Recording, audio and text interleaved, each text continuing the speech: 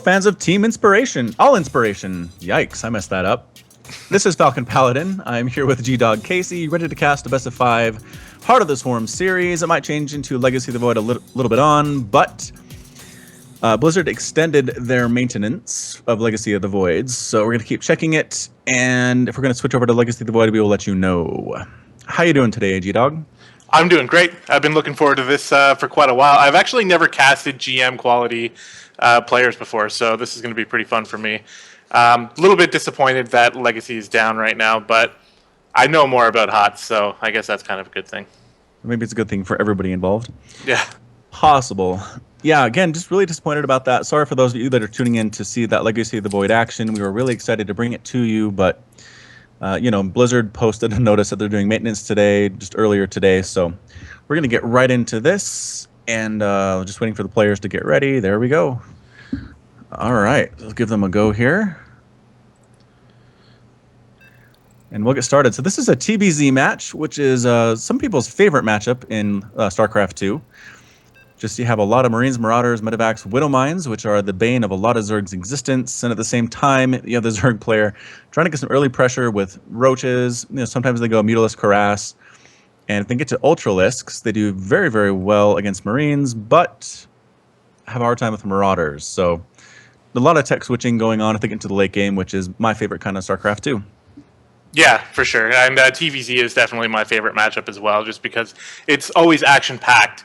And there's a bunch of different types of strategies you can go for. But looks like Coda is going to be the first map here, and we've already loaded on. So I'll let you get started with the introductions.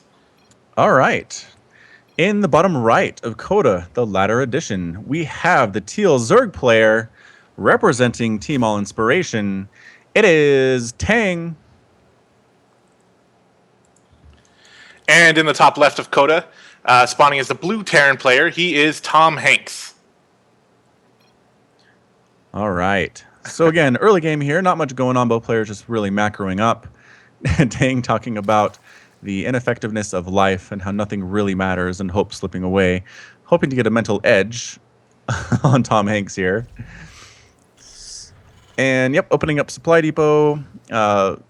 Blizzard patched, patch Heart of the Swarm about a year ago, saying you have to build a Supply Depot before Barracks, which really cut down on the number of 2 racks all-ins that Zergs had to face, which was a nice thing for Zergs everywhere. And so yeah, Supply Depot doesn't really slow it down, just enough to give Zergs a chance to respond. And Tang actually conceding to Tom Hanks that he wins the banter. So that is an early point for everybody's favorite Zerg, Tang. Yeah, well, that's half the battle right there, right? I was doing a little bit of research on Tom Hanks because, in all honesty, I don't know him very well. So I looked up his profile, and I do see that he's a 4-time Grandmaster, where Tang is only a 1-time Grandmaster, not counting this season. So, I mean, that gives Tom Hanks a little bit of an edge here in terms of experience and tenure in the Grandmaster League. But you can never count Tang out. He's always using innovative builds and aggressive strategies, which we can already see with the pool going down first, which isn't really standard, I don't think, in ZVT. No, it's really not. I mean, as a Zerg player myself, I have always felt safe going 15 hatch against Terran. As long as you scout, as long as you kind of keep an Overlord down there to make sure no bunkers come up, you make sure they're not doing a proxy racks against you. As long as you can see they're playing fairly standard, a 15 hatch is very, very safe to do. But yeah, like you said, Tang likes to be aggressive. He likes to get those lings out. He likes to go Roach, Hydra, Viper against Terran players and really wreck them that way. So we'll have to see if that's what he's going to do this time, or maybe play a little bit more passive, which is more standard. A lot of Zergs just kind of let the Terran player come onto the creep, get a surround on, wipe out their army 3 or 4 times, and then go in for the kill after that. So we'll have to see what is the choice strategy here. Are we hiding those lings? Yeah, it looks like Tang is trying to hide the lings a little bit. He's not sending them out to scout. He's putting them in a spot where it's really hard for Tom Hanks to come find them. Or possibly he's just looking for proxies himself. I don't really know. This is kind of a weird thing to do with your first couple of lings. You generally want them to go out and get some scout out, see if there's a Reaper coming, see if there's a command center first. But no, just kind of hanging out here, and might be a good thing because there is definitely a Reaper coming into the natural here. The Queen coming down just in time, going to get a couple pot shots off. These drones might be in a little bit of trouble. Yeah, they evacuate there immediately, going back to work because they realize these 2 lings and this Queen will probably be enough to keep the Reaper away. And yes, the Reaper does go away. We'll see if he is able to actually get some damage out or just kind of force Tang to micro a bit and then just run away. Yeah, just trying to get him to slip his macro a little bit, but Tang's better than that. That's not going to happen. Interesting here, Tom Hanks left a Reaper at home to sort of counter any sort of counterattack that Tang might go for, which is overly safe, I think, in this situation, because we can see Tang only has 2 lings on the map, so the second Reaper would actually be pretty helpful over here. Yeah, definitely. Having 2 Reapers, that's fewer shots to kill a drone. 1 Reaper actually does take, I think, 3 or 4 shots to kill a drone by themselves. And by that time, the Queen's been shooting in the face for a while, and you might actually die. Couple more shots here from the Queen, but no, good angles there by Tom Hanks, understanding the map, understanding where he can go to stay alive, and he escapes in the red down to very low hit points, but he does regenerate those with the use of the combat drugs. So that's what you want to do as a Terran player, is get those Reapers in and out, keep them alive, and they will be useful later on in the game. Yeah, Tang missed a little bit of an opportunity with his Queen on the low ground there. I think he probably could have killed that Reaper if he was a little bit more micro-intensive there. But, oh well, not the biggest deal, but it's nice for Tom Hanks to come back in here with 2 Reapers now. Yeah, definitely. I think that Queen was injecting, and in the big scheme of things, I think getting your injects on time might be a little bit more important than killing that Reaper, especially now at the 6-minute mark. I mean, there are 2 Reapers, yeah, but you're going to have Lings out. The Lings are going to be able to chase you away. The Queen actually accidentally attacking her own evolution chamber. Tang, be careful. There we go. Makes her stop doing that.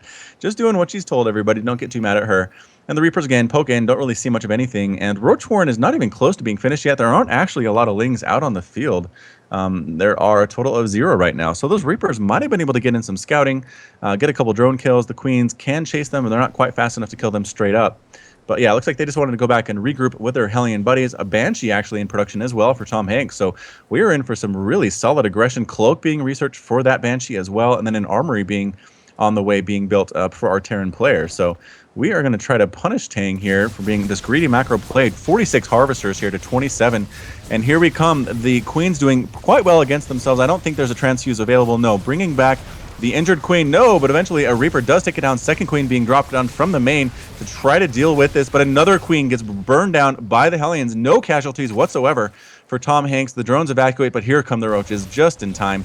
The Roaches should be able to hold this off, assuming the Hellions don't just run on in and run past them, but it looks like Tom Hanks knows better than to go on the creep like that, and we are actually making a Spore Crawler. Did he see that Banshee? How does he know he needs a Spore Crawler?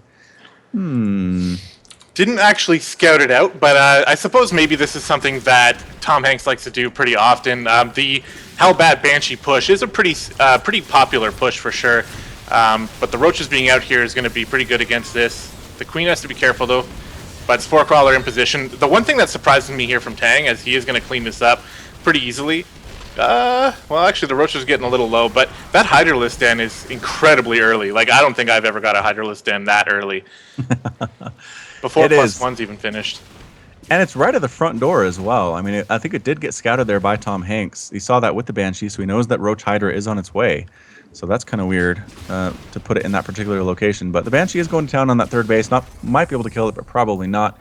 And yeah, again, 2 Banshees here with Cloak, though. We need to back up. Might actually force a cancel on this 3rd base. I don't know what can save it at this point. An Overseer is on the way, but there's only 1 Queen. And the Hydras are going to try to get here before that 3rd base goes down. It's going to be very close. The Hydras are getting shots off. I think with some good micro, the Banshees might be able to kill it. But yeah, trying to get in there, trying to get a good angle. It's going to be very, very close. Back and forth. Banshees might actually be focusing on the Hydras instead. A couple more pot shots on that hatchery, but I think it's a little bit too late. Some really good micro with these Banshees. Are we going to lose one? No. The 1 Banshee does survive. Good straight. Oh, the second one gets sniped down. The pieces of it falling to the ground. Very unfortunate for Tom Hanks, but Tang defended that pretty well. Again, has a 49-38 Harvester lead, doing very well on the 3 bases, researching that missile attack, as well as the Groove Spines for the Hydralisk. So yeah, he's definitely committing to this Roach Hydra play, which is something we have seen from him in the past. And it's going to be just a matter of time to see how Tom Hanks is going to be able to deal with that and what strategy he chooses to employ. Yeah, that little situation was really good play from both players, actually. The Banshee micro was really awesome, but even on Tang's end here, moving his Hydras around and his Queens, I think Tang comes out on top saving that 3rd base, but it's still really low on health, so he's going to have to be careful for drops, which is what I think that Tom Hanks is going to move into a solid bio play, recognizing he's up against Roach Hydra. So drops are going to be a big deal, and just generally like upgraded Marines and Marauders are going to be really strong against this type of play. So it's going to be on Tang to make sure he's got his eyes on the mini map, picking up any drops that might be on their way, and even spotting this Banshee here with an Overlord is a nice play here, because if a Banshee gets in here for a few seconds without being noticed, he could pop off that hatchery. So. Yeah, an excellent Overlord spread absolutely by Tang. I think he did see that coming. There's an Overseer here anyway, a Spore Crawler, the Queen. Ooh, those are fast hiders on that creep. Immediately being forced to back out of there. Does pick up a Creep Tumor, though. Good pickup. Again, just really good Banshee micro here from Tom Hanks. Very nice to see. And the Banshee flies away, feeling happy about that, getting a scout off. And then there's a pause by Tang. Oh, looks like there's some lag. We're just going to hold up for just a little bit, wait for that to clean up. Third base actually on the way for Tom Hanks. A little bit exposed. Both those ramps are open. That could be a really good location for some Roach Hider attacks to go in, but we'll have to see if Tang is going to be able to scout that and spot it. He does not know it's there yet, so that will be something interesting to see if our friend Tom Hanks can hold on to that or not. Yeah, this position up here on the third is pretty hard to defend if you don't have a lot of siege tanks, and we see that Tom Hanks is going for Widow Mines instead of siege tanks, so he's going to have to be careful with that one. But it looks like he's actually going to be moving out himself first before Tang does, so it's going to be on Tang to defend. And we see Roaches and Hydras in position here to catch any drops, but there's no drop coming. It's actually just a straight-up push right up the middle. Yeah, and I think that is going to get spotted by the Overlord placed at that fourth base location. Yeah, and it looks like we're going out of the way to kill that Overlord. So now we definitely know that it's there. A drop trying to get in, but I think the Hydras are in position. Immediately snipes out that medevac. It explodes, falls into the ravine. That was a huge pickup for Tang. That poor drone is going to die, but I think that's a fair trade. Losing an entire medevac full of units in exchange for an Overseer, basically, and a drone is a trade that Tang will do any day. And yeah, here we come. Roach's Hydras at that fourth base. They are going to try to chase away this push, and they do so. They actually snipe down the medevac. The Marauders and Marines are forced to stim and run away. It's 182 to 116 supply. Tang is way, way in the lead. The Marauders probably should go back home and defend. They aren't quite sure what to do. Here we go, loading up the bunkers. That third base, though, is probably going to go down if the Roaches and Hydras get there first. And here they come, pushing right on in. Yeah, that is so many Hydralisks, and I like this play from Tang because he's going to follow up with the Roaches, which are a lot faster to build, and they'll get across the field faster. He's putting some pressure on the natural here. The bunker is doing some pretty good damage, and a lot of Hydras are dying, actually, but a lot of the bio dying too, and SCVs being pulled off. So I think this might get cleaned up. Oh, there's a nice flank coming in from behind here, but actually that's a lot of Roach Hydra. Yeah, they're split up just a little bit. The Roaches at the front are taking a lot of damage from those Marauders, but the Hydras in the back just do so much damage to those Marauders, and especially if they can't reach them. Good splitting here from Tang, sending a small group up to the third, and that's it. GG from Tom Hanks. Says hasn't played HOTS in too long. A bit of an excuse there, but at this point, Tang has the 1-0 lead, and we'll go ahead and move on to game number 2. Yeah, that was a crazy burst of units there from Tang. I didn't even realize how fast he was maxing out, and then all of a sudden he's got like 30 or 20 Hydras moving across the map, and he's almost maxed out. Had about a 60 to 70 supply lead, and I mean, it wasn't even really hard for him at that point to win the game. Yeah, I really think it just goes back to the whole fact that Tom Hanks' harassment just wasn't that effective. I don't think he killed a single drone. Did he, in that initial attack with the Reapers, with the Hellions as well? I don't think he even got past the front door. So if you let a Zerg just sit back and macro up like that and don't really do too much damage to their economy, that's going to happen. They're going to max out with something and then come try to kill you if you're not ready for it. That's a big reason why Zergs who play Roach Hydra like that style, because it's actually pretty easy to max out really fast on, and it gives you the chance to put damage on first. But the issue is if it gets defended by the Terran player, then Terran starts getting +3/+3 on their bio, and things start to get rough for you. But Tang's aggression worked there. He defended the early aggression very well. The micro was awesome, and then just took the game through sheer macro. Yep, and it looks like we just got a message that Legacy of the Void is up. So let's go ahead and switch over to there. Awesome. Those of you on the stream, thank you so much for your patience. We're just going to hop on over to the beta servers now and continue this best of 5. Now, again, Tom Hanks said it's been too long since he's played HOT, so that means we expect to see his Legacy of the Void to be a lot stronger. So we expect to see a fantastic game number 2 from our Terran representative. Yeah, and I wonder if we can just kind of chalk that up to a warm-up game. I'm going to ask the players if they're fine with that. We can start the best of 5 fresh. Oh, yeah, that might be nice, actually. if everything's working fine, I don't really see why not. That way they can get a clean best of 5 on Legacy. Yeah, for sure. We can just call that a warm up as long as Tang's okay with it, and I think he's a nice guy, so we should be all right. So I guess while we're waiting, what's your history with StarCraft, Casey? I've got a bit of a rocky history. I've played since it came out, like since Wings of Liberty, but I was terrible. I didn't know that pro leagues existed. I didn't know there was games casted on YouTube, any of that. So I was just left by myself to try to figure out how to play, and it was pretty awful. But ever since I joined All Inspiration, I've been going really hard at StarCraft, and came from a gold player all the way up to a diamond player. So, Wow. yeah, I got to thank All Inspiration for that. Tang himself has given me lots of coaching tips, and even spent an hour or two with me helping me out. So, big thanks for Tang. And yeah, so now I play almost every day, and I'm loving it. Although with Legacy of the Void, I have actually been avoiding it like the plague. So I'm absolutely terrified to learn everything all over again. But I've actually been watching some of your casts on YouTube to try to familiarize myself with the matchup ZVT. So I know a little bit of what players like to do. Yeah, it does seem to be, at this point in the ZVT matchup, you'll definitely see Lurkers from the Zerg player. Just seems very strong. Liberators have been the weapon of choice for Terran players in Legacy of the Void recently. It just seems really strong. The Defender mode just hits like a truck. 85 damage per hit is enough to one-shot a lot of what Zerg has. 2 shots queens. And so you get a couple of those up for defense. You can use them for mineral line harass. You can kind of zone out ground forces for the Zerg player and make them kind of go around places instead of places they want to go. It's very frustrating to deal with. I know that Tang and Railgun, actually 2 of the players that I cast quite a bit on my channel, have complained a lot about those Liberators. So we'll have to see if our friend Tom Hanks is going to be able to make use of those, or if he has something else in mind. Yeah, well, what I'm kind of wondering is with Tang's affinity for the Roach Hydra style, I feel like Liberators are going to be really good against that. Like you said, their ability to zone out areas of the map, making it really dangerous for Roaches and Hydras to move into those huge circles of death and destruction.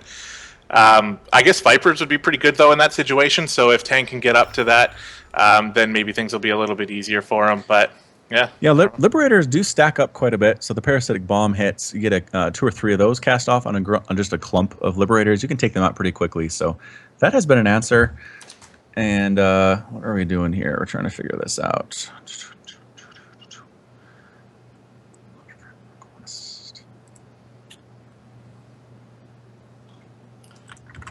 Fun Legacy of the beta. Problems getting a party set up. This is actually, this interface is something that's going to take some getting used to, for me at least. Seeing all these like random people talking and then our party kind of mixed in between. It's just a little weird for me, but It is a lot to keep track of for sure. I'm just trying to get friends all added here. Probably should have done this before the cast, but that's okay. I guess I just explained my history with StarCraft. I actually been playing StarCraft since it was launched back in 1997, the original. I was in high school at the time. Me and a bunch of friends went to I think it was a Target, and got a couple copies of it, brought it home, did a LAN party all night, and just pretty much been playing constantly ever since. Just one of the best games ever made. When StarCraft 2 came out, I was super excited for that, and it's been a really good time. Spent so much time on this game. Blizzard pretty much owns me at this point. yeah. Between all the games that they have, but StarCraft has definitely been #1 for the longest. Yeah, I never really got too much into StarCraft 1, which is a bit of a shame. I didn't really have PCs growing up, so I had to stay away from it. And now I'm pretty much, like, I'll go in and try to play the campaign every once in a while, but I can't get used to the old UI and the way things used to work back then, so I'm a little bit spoiled when it comes to StarCraft 2, and being able to select more than 12 units at once, or not having to tell your SCVs to mine manually. Yeah, there's a lot of stuff you have to get used to if you try to go back to that. I mean, the thing was that was an upgrade over Warcraft 2, which is kind of its spiritual parent. You can only select, I think, 8 units in Warcraft 2, so to have 12 was massive when StarCraft came out. I guess it all just kind of comes down to what you're used to and what you grew up with. But let's see. We got a party up. We're just trying to get you in here. Yeah, for some reason not showing up. Okay, let's add Harlock here. Okay, so right away in the lobby here, we're going to be playing the first map, which, by the way, the players said they're fine with starting a fresh best of 5, so that's good. Awesome. But this map is going to be Ruins of Ceres, and I've Okay. never seen it before in my life, so... Yeah, it's kind of a fun map. It's a 4-player map. You usually spawn cross positions. I've never seen a spawn close position, so I think that's how Blizzard's doing it. But I don't believe there are any back doors, which makes Terran players happy. No rocks to really worry about. Pretty standard natural. A lot of just kind of interesting located bases. We'll take a look at that when we get on in here. So... Looks like the players are ready. We're just waiting on our observer, which, by the way, guys, make sure you thank Sinistar or Harlock or Myriad Truce, however you want to call them, for hosting this for us and observing with his stream. Always nice when we have a dedicated observer, so you don't have to worry about doing that at the same time as casting. Yeah, it helps a lot for sure. So Tom Hanks has not been replaced in this game. This is the same player, just going by Zan. And Legacy of the Void, I believe that's going to be a permanent change. I believe people have been referring to him by Zan in the conversation that I've seen. So Tang's still the same, though. Nothing's different there. No. He's like me. We pick a name and we stick to it. Doesn't matter. I think you're probably the same way, too. Although I actually wouldn't know. Have you been Falcon forever? You know, I've been Falcon forever. That's kind of been my thing ever since, boy howdy, I was probably 10 years old. Couple flying games, Terminal Velocity, Descent. If you've ever played that one before, Falcon was always my handle. And the FalconPaladin just came out because I kind of wanted something to differentiate myself from the other Falcons that are out there. I see, okay. And my World of Warcraft main for the last, boy, so many years now, 10 years now, has been a Paladin. So just always a class I've been happy with. I figured I'd combine those, and that's where we got. And hey, I was just talking about you don't do spawns on the same side in this. Totally spawns on the same side. This might be the first time I've ever seen this. This is crazy. Yeah. But all right, before we get too much farther in, let's go ahead and introduce the players. Here in the bottom left of Ruins of Ceres, it is the orange Terran player representing Big Boy. It is Zan. And in the top left, representing Team All Inspiration, spawning as the red Zerg player, he is Tang. And this looks awful. This air position is so close. It really is. Muta Harass is going to be nuts. Liberator Harass, also crazy. The time to reverse that area is just too small. And actually, we're going double gas expansion and spawning pool here for Tang. So I think he actually got that expansion first. Yeah, it looks like he did. So went 15 hatch, got double gas. Not doing, oh, just kidding, one gas there. I apologize, misread that. So one gas with the spawning pool. I mean, one thing that's really hard to get used to in Legacy of the Void is just the number of workers that you start out with. You pretty much start out being 2 units away from being supply blocked. And so you try to do things, if you're a Zerg player, like do an extractor trick, get in Overlord first, so you're not sitting in the supply block for the first couple seconds of the game. But yeah, it's just very nice to get rid of that early game. A lot of Heart of the Swarm the first couple minutes is just making workers, making a building. So Legacy of the Void, they got rid of that, and it's pretty much instantly into building buildings. We can see now we already have Reaper moving across the map here at the 2-minute mark. He was created in under 2 minutes, which is just so nice. You have to be ready for things, but at the same time, you can be ready for things because of how much quicker Legacy of the Void is. Yeah, for sure. But it makes things like us casters having to get right to the casting right at the point. You can't really talk about anything else before this Reaper is already harassing. But there's a ton of Lings on the map here.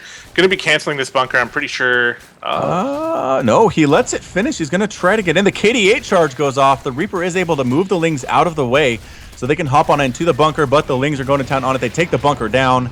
They get rid of the Reaper on the inside. The SCV is forced to run away in shame. Doesn't even try to run and just gets killed. So what you saw there, that little boom that came out, that's the KD8 charge the Reaper has. It drops, Zan says, went for finesse. It drops a little mine on the ground, does 10 damage to everything around it when it explodes. So not a whole lot of damage, but it knocks things back. So it can kind of help you get Zerglings out of the way, gets Queens out of the way if you're trying to get a specific angle to get behind a mineral line. It's pretty nice. There was a problem with it where if you did the KD8 charge on workers in a previous version of the beta, they'd actually forget to go back to work and go back to mining and getting Vespian gas. So that was really annoying. You'd have to manually tell them to do that. But Blizzard patched it up, and any workers that get hit by that do actually manage to figure out what they were doing before they got hit, and it's less of a problem. So just something about the KD8 charge. Yeah, and on the Zerg side here, Tang is already putting out 7 roaches. Yeah, Yep. oh, he does have a few drones on his natural, but this is going to be some really early aggression. And with Zan going for the 3 command centers here, I don't know, maybe he won't necessarily have a whole bunch of stuff to defend this with. He's got a starport. He might be able to get a Liberator up to deal with these roaches, depending on how quickly Tang sends them across the map. But look, Tang's making 14 lings to go along with these roaches. He is planning some crazy aggression. That front ramp at the expansion is a little bit big on this map. It can be hard to wall off. But we'll have to see how well Zahn is able to do it. The roaches are coming across the map. I always hate how slow unupgraded roaches are. I feel like they take forever to get anywhere. But again, I'm more used to sending out lings aggressively like this. So compared to lings, they're definitely very, very slow. Here we come. The lings meeting up with the roaches about halfway across. This is going to be a pretty big push. There's a single bunker here, immediately sniping down the unit defending, immediately abandoning the bunker. Everybody just running back on into the main. The SCVs, the Marines. This is a huge aggressive push from Tang. I don't know how Zahn's going to be able to handle this. The roaches get right on up. They're going to try to snipe down what? They're getting the reactor first. He doesn't want any more Marines coming on out. The reactor does go down in just a few hits. There's a tank, though. Doesn't have to research siege. That tank could be very nice in holding this. The Lings want to get inside, but they're not quite able to do so. Big, big splash hits on top of all of these roaches. Taking down a bunch of workers, but it might be a fair trade. The Lings desperately trying to get inside, but there is a wall of SCVs, a wall of Marines, and I think especially with the Banshee here, amazing hold there by Zahn. 30 Zerglings died, 9 roaches, and 12 SCVs. That's probably a fair trade for our Terran player at this point. Yeah, I mean, he's got the 3rd command center to fall back on, or the 3rd orbital, I should say. But yeah, that defense was absolutely amazing, using his SCVs to block the Lings and Roaches from getting up into the main and just shelling away at them for a few minutes, like a minute there, was able to take them all out. And because Zan has 3 orbitals now with triple mules, he's going to be able to catch back up in the income. But Tang did a really good job droning up behind all that. He didn't overcommit, really. I mean, it was a very heavy aggression early on, but he's still very far ahead in workers. The only thing is he's only on 2 bases now, so gonna have to see a 3rd base coming from him soon. Yeah, I wouldn't be surprised to see that happen. Absolutely not. One nice thing about that attack, too, or the defense from Zahn, is that those Lings wanted to get there so bad. They wanted to get surround on that tank and take it out of the picture, but the wall with the SCVs and the Marines managed to hold just long enough. The Lings could not get through. That siege tank is a hero tank. I believe it has 22 kills. That one has 0 kills. The other one has 22. It is a commander. So 22 kills on a single tank means that defense was pretty darn amazing from Zahn. He does have a lair, which is nice, but look at this, making more roaches. He doesn't seem to be saving up for a hatchery at this point. He's spending his minerals as soon as he gets them. He is morphing in an Overseer. He did see there was a Banshee, so he's a little bit worried about that. The Banshee I don't think has Cloak, though. Don't think Zahn researched that. No, she does not. So doesn't have to worry about the indivisible death from above, but at the same time, Banshees can be very annoying, especially if you go this heavy with the Roach. It takes a long time to kill them, but at the same time, you can't really fight back. Yeah, I'm getting a little nervous for Tang here. I think he's just going to be going fully all in on this, just abandoning the 3rd base and just only building roaches at the moment. He's already mining out of his main with the new economy system here in Legacy of the Void. I mean, a few minutes in and we're already almost mined out. So he's really banking a lot on this aggression, but with the tanks in place and Widow Mines, this is going to be really hard to break. There's 3 factories here, so I guess Zahn's going to be going full mech. Oh, and he's going Cyclone. All right, so the Cyclone is a new unit in Legacy of the Void. I actually cast a game where Terran went mass Cyclone against a Zerg player. I believe it was Railgun on my channel about a week ago. And basically, Railgun was not able to break the Cyclone ball. They just do so much damage to both air and ground units. They have incredible range. They can be really difficult for Zerg players to deal with. He's morphing in some Ravagers here from his Roaches. I'm not sure what he's planning on doing with that, possibly using the Corrosive Bile attack on top of those tanks, but here we come. Roaches immediately trying to snipe down this bunker. It dies immediately. The Cyclone using the lock-on ability and missile attacks to get on in there. Ravager's a little bit more tanky, trying to throw down the Corrosive Bile. Oh, good micro here, picking up the tank, making use of that new ability where it doesn't actually have to re-siege, but the Roaches and Ravagers are inside. They cannot hit the siege tank while it's being picked up, but they did manage to snipe down the Cyclone. That was a nice pickup. This base is forced to be picked up and run away because, again, they cannot attack air. All the units are going to die, all the workers here at the Natural. There's a single tank, but I don't know if it's enough this time. A couple Hellions coming out, not a great choice against this Roach Ravager composition. Using Corrosive Bile, throwing it down on top of these workers, on top of these tanks. One of the tanks goes down. Oh, the second tank goes down entirely to that Corrosive Bile ability. And just sitting here in the production ability, I don't know what Zahn is going to be able to do. There are units taking out all of his stuff as soon as it's built. He is making tanks, but I'm not sure if it's going to be enough. Yeah, this attack has been incredibly powerful here. Ravagers picking off the tanks from far away and able to get right up here into the main. There are still tanks being produced, and this tank over here at the top is being microed by the medevac, and I think eventually this is going to be cleaned up. But if we look at the worker count, it's 42 workers to 10. So, I mean, as all in as Tang was, I think he can expand from here and actually, quote-unquote, macro out of this. There's 8 SCVs left. So much damage being done. I mean, there's 3 command centers, actually 4 command centers in total, but I don't know. I mean, it's gonna be an uphill battle here for Zan. Yeah, like you said, 51 to 8 harvesters. I know that Terran mules are good, but I really don't think they're that good.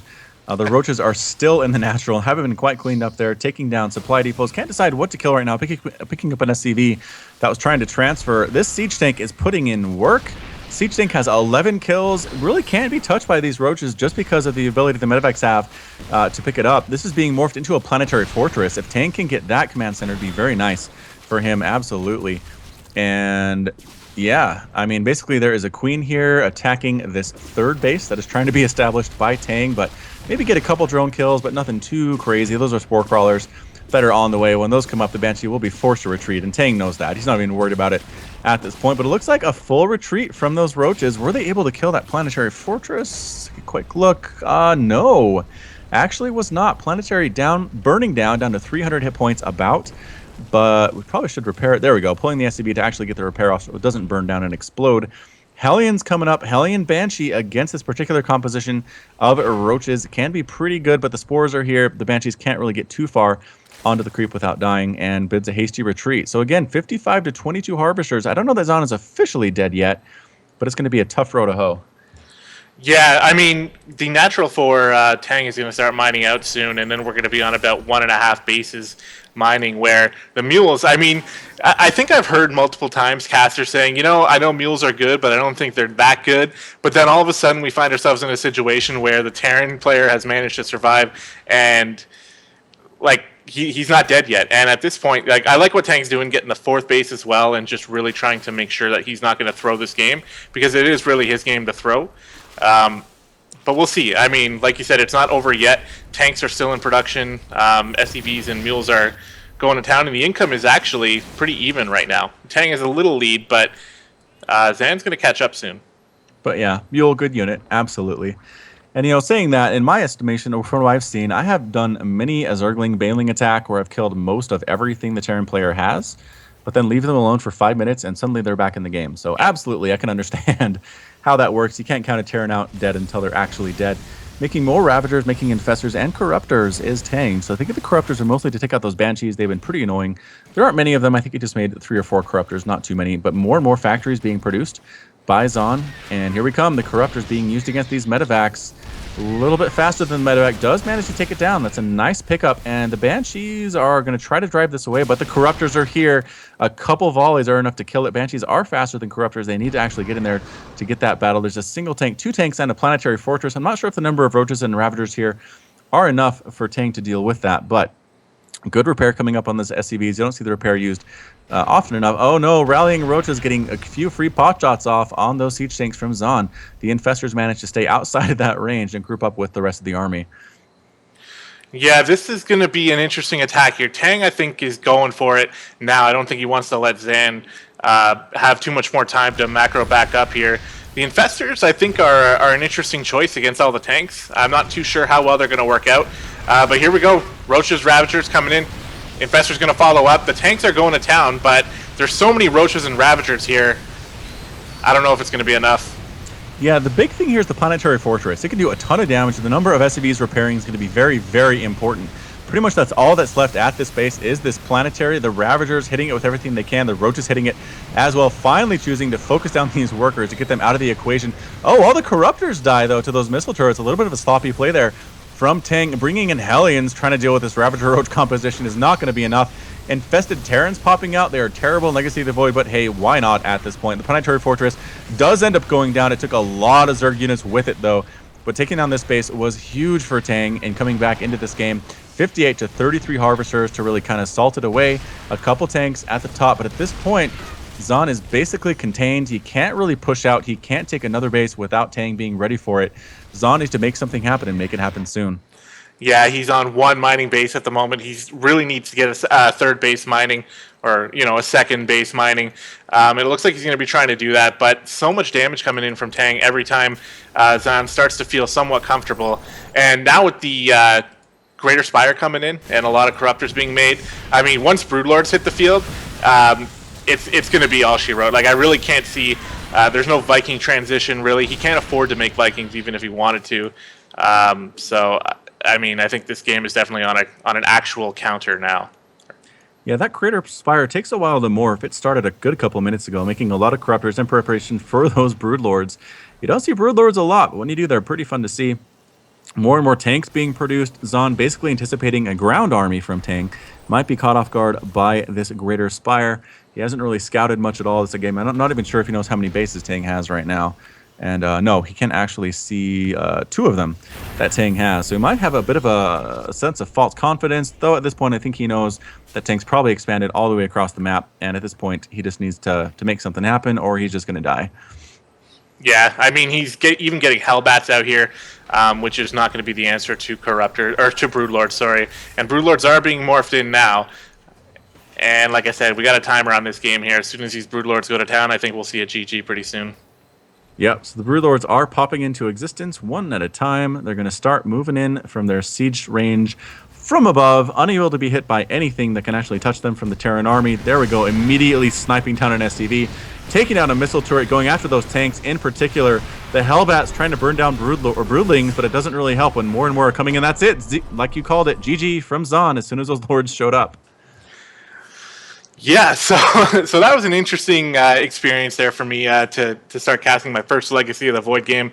It really looked like Zan was, like, his defense was really good. I mean, right from the first attack, even the second attack defending with that Planetary Fortress, like, even when he lost that PF, I still thought that Tang took so much damage that it might have been too much, but I mean, Tang was relentless, just attack after attack, each one having higher tech and having stronger units.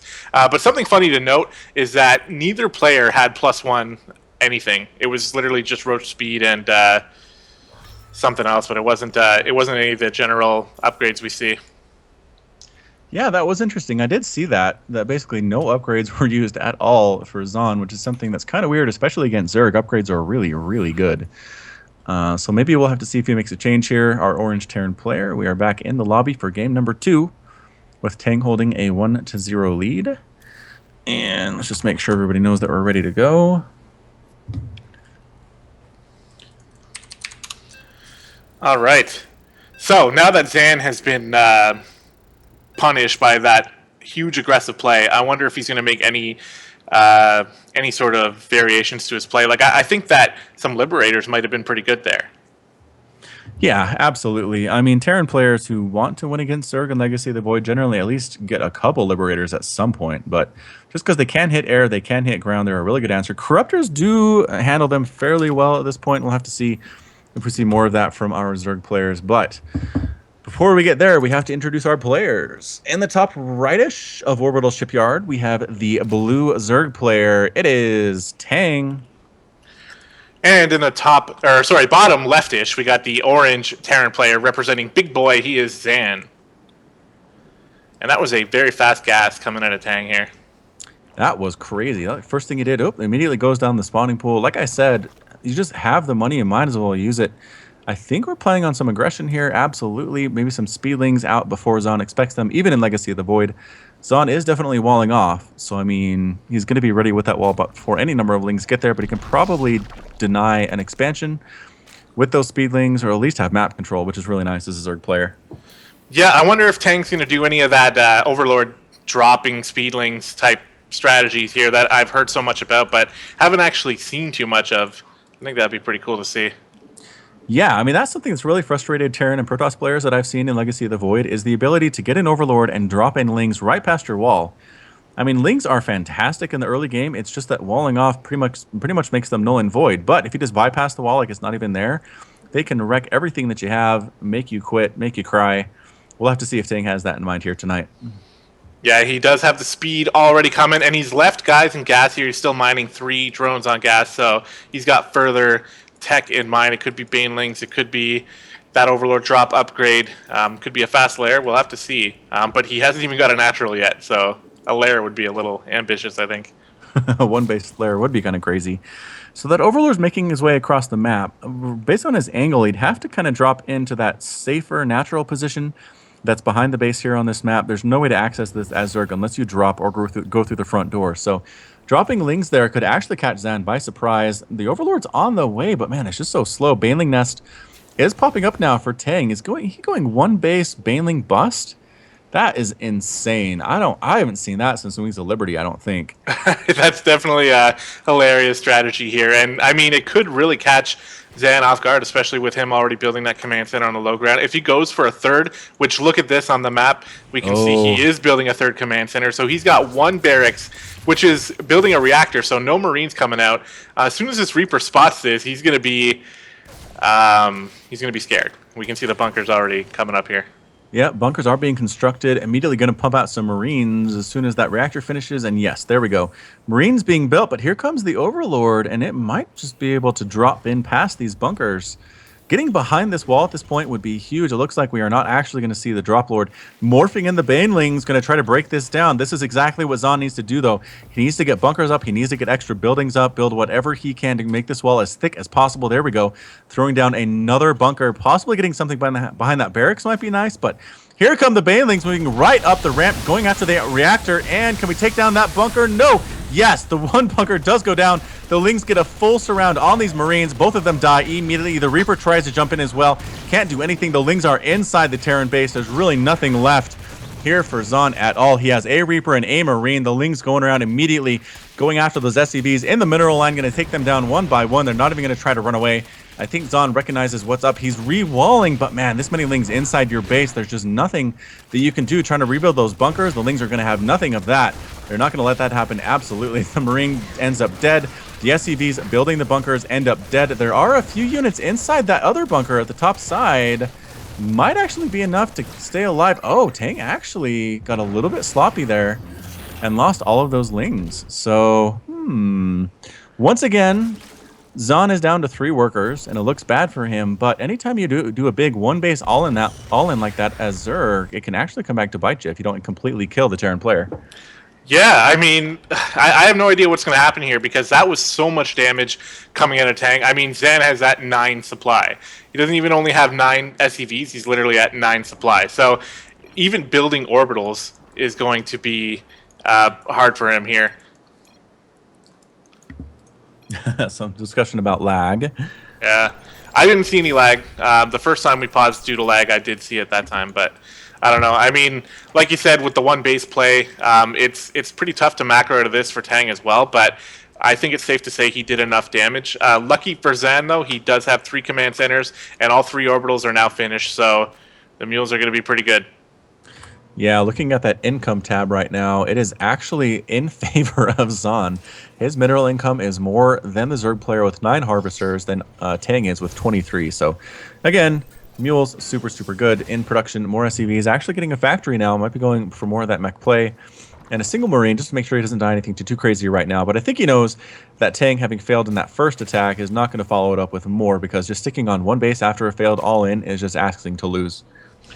Yeah, now Tang is mining from 2 gases here, which is having him stockpile a lot of gas here. He's got 450 gas to work with, which is quite a bit. He is getting the evolution chamber, so I'm guessing we're probably going to see like a +1.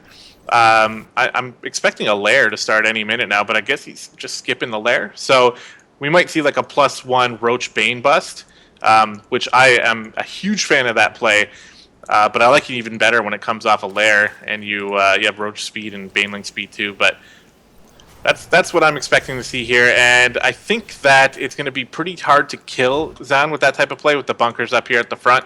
And if siege tanks get out in time, which they are in production now, they're going to help him out a lot against that type of play.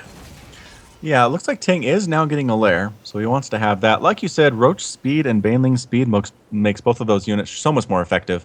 You want to have those as a Zerg, especially if you're doing a push and a bust like that. Just really quick thought that I had going back to the original attack by Tang. What I would have liked to see him do is kind of sit in that mineral line, kill all the workers that he could, and dare the Marines to come out and meet him. Because I think he had enough Zerglings to take those guys out as long as they came outside of the bunker. I think his mistake might have been to go and try to kill all the bunkers that were left, all the barracks, try to finish off the Terran player at that particular point instead of just kind of starving him out and then kind of forcing engagement on his terms. Instead, he went towards the bunker and kind of paid the price for that. Yeah, I agree with you too, and I felt like there would have been more Lings following up as well, but I guess they just weren't there. Tang decided to make some drones instead or something else, but here we go. Back into Roach production though, so he's going to be... Oh, well, there's a Hydra Den, so... There we go. Hydra's coming out. Ravager's being created as well. That +1 missile attack. There's Roach speed on the way as soon as that lair finished. So he definitely wants to have faster Roaches, which is something I cannot argue with, but at the same time, it is still effectively 2 base to 2 base. Tang is up 44 to 42 Harvesters. Zon's done an amazing job macroing up after that initial setback. More and more factories being produced. We're going to see some crazy mech play from Zon at this point, and actually sending out a siege tank to do some harass with this medevac can be very annoying for Zerg players to deal with, but I'm not sure. I think Tang has enough units to handle this, depending on how well the micro is. For Zon, we'll have to wait and see. Yeah, once the Hydras hit the field, this isn't really going to be able to do too much, I don't think, unless there's like a really cute spot on the map that you can abuse, which doesn't seem to be the case, but... Well, drop the siege tank on the low ground, use the medevac to spot the higher ground might be nice. There we go. So sitting there, getting up on that corner, actually raining down some fire on these drones, on these everything that is out on the low ground, and then just kind of backing up, getting out of range of that queen, sending some Hydras and Roaches up along the right side, though, and Zon recognizes it's time to get out of there. Coming down to a low ground position. It takes a long time for Roaches and Hydras to actually get out there. He's disrupting quite a bit here at the second base, killing a queen. Is he going to get some workers? Yeah, I think he got a drone there, taking down an extractor, basically halting all work at all mining at that second base. And Tang says, you know what? I'm not even going to try to deal with this. I'm going to go try to kill this Terran player, and we'll see how he likes it. Yeah, I love that decision too. It's just like, you know what? This is too annoying. Just grab everything and move. Like, if he's got one tank over here, maybe he can't defend. I don't know, though. There's a few tanks here. There's a few Widow Mines. There's a couple bunkers. Ravager's really good against bunkers and siege tanks, though. But yeah, I think Tang saw... Yeah, he saw those siege tank hits and said, I just need to get out of there. I'm not going to break that front wall up the front door anyway. But, man, this tank micro has been super impressive from Zon. Up to 5 kills already with that tank. He's going to take down this extractor with one more shot. The medevac managing to stay alive, a little bit low on health, but scooting up just a little bit, puts it in range. There we go. In range of those drones. One drone exploding, pieces flying all over the place. A couple more hits. Drones not even being evacuated, and they're dying here. There we go. Finally pulling them off. Once again, a single tank in that position, stopping all mining at the second base. It is now 54 to 43 Harvesters in favor of Zon. He's getting Thors. He's getting +1 attacks for those mech units. He is going straight up for the mech play, and that can be very difficult for Zerg players to handle, both in HOTS and Legacy of the Void. Yeah, this one play here from Zan, the medevac siege tank micro, has totally brought him right back into the game. That, coupled with the fact that he's got that third command center, which we've mentioned a few times. I mean, I'm now starting to favor Zan in this game, even though he was at 3 SCVs at one point.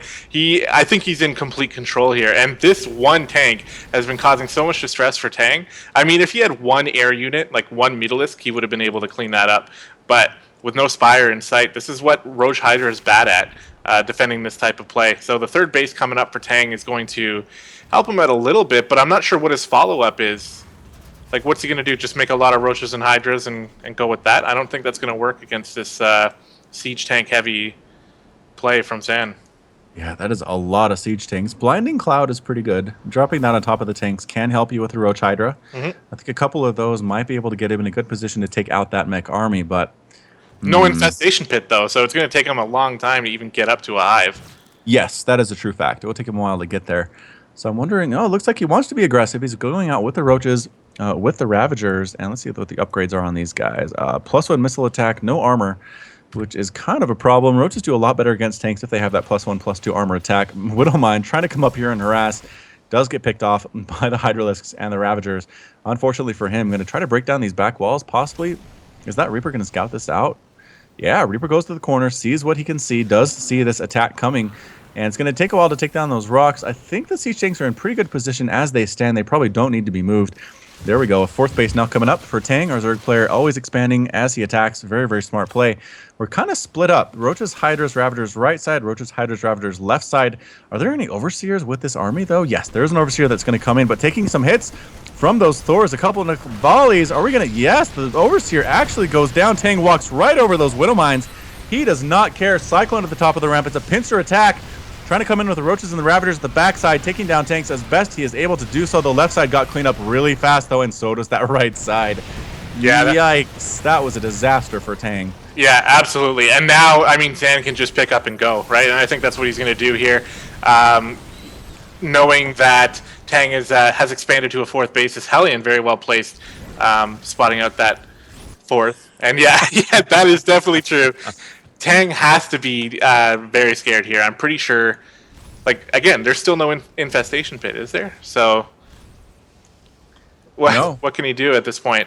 I think he's pretty much dead. He has some roaches. The upgrades aren't great. The Cyclones, though, using that lock-on ability, does 500 damage over, 15 seconds or so. They are just so nice against everything on the ground, using their ability to take down this fourth base. Tang and Zan talking about horses and water and who knows what. Small group of roaches and hydras trying to make a stand, but the Hellbats at the front absorbing a lot of the damage. Thor's going to town on everything. Siege tanks not being touched by anything whatsoever, and that's it.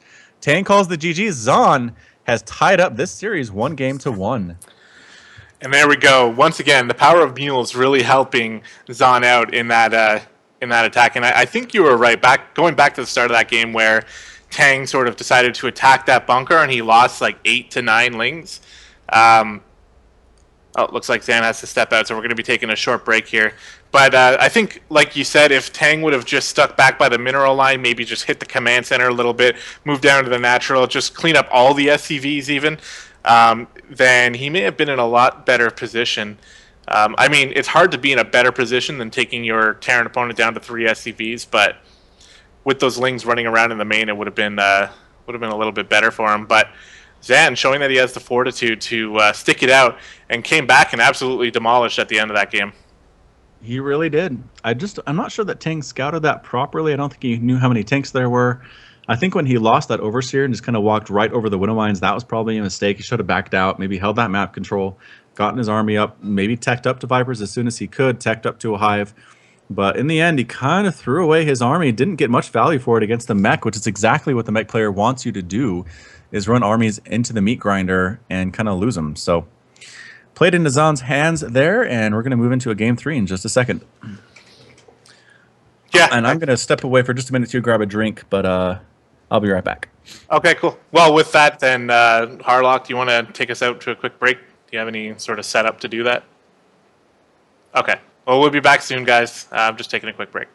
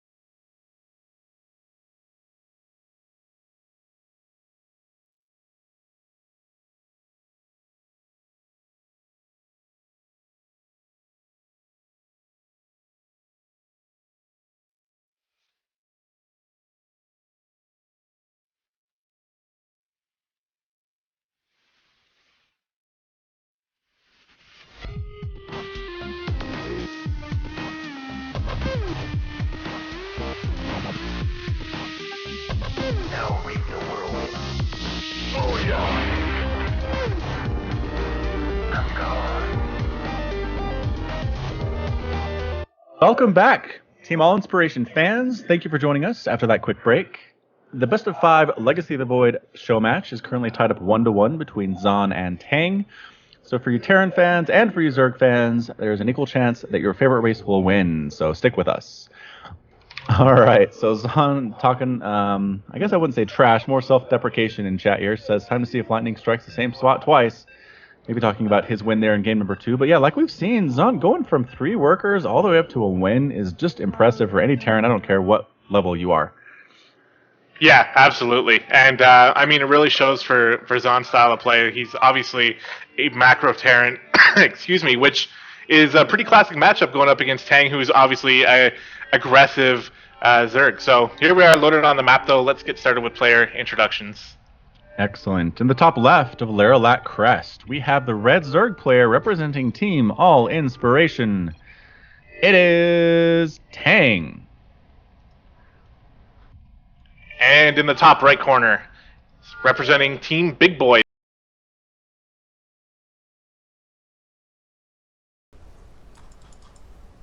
So this is turning out to be quite the show match here already.